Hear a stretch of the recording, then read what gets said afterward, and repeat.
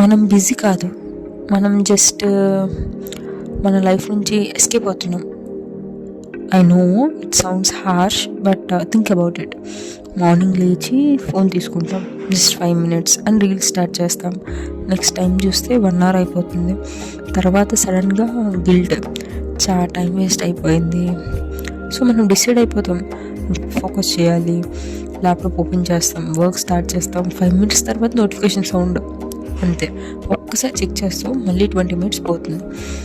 ఈవినింగ్కి మనకు అనిపిస్తుంది, నేను ఫుల్ డే బిజీ ఉన్నా, బట్ హానెస్ట్లీ ఏం అచీవ్ చేయలేదు.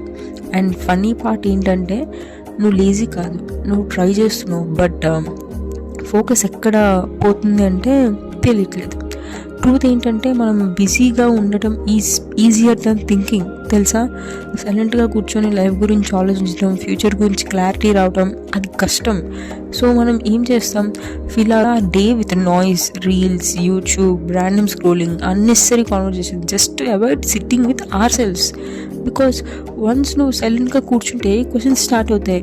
నేను ఎక్కడికి వెళ్తున్నాను, నాకు యాక్చువల్లీ ఏం కావాలి, నేను హ్యాపీనా, ఎవరెవరో ఏమేమో చేస్తున్నారు, నేనేంటి ఇక్కడే ఉన్నాను, 9 to 5 చేస్తున్నాను, ఇష్టం లేకుండా చేస్తున్నాను, ఇలాంటి బోల్డ్ questions.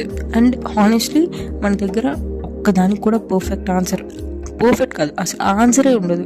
So instead of facing that, మనం బిజీ అన్న ట్యాగ్ వేసుకొని బిజీగా ఉండడానికి ట్రై చేస్తుంటాం.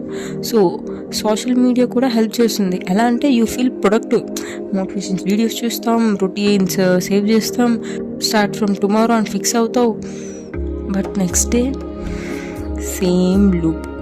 Not because you are weak, but because నువ్వు యాక్షన్ స్టార్ట్ చేయడం కన్నా థింకింగ్ చేస్తున్నావు. నువ్వు టైర్డ్ కాదు, మెంటలీ స్కాటర్డ్ ఉన్నావు. నువ్వు లేజీ కాదు, ఎమోషనల్లీ కన్ఫ్యూజ్డ్ ఉన్నావు.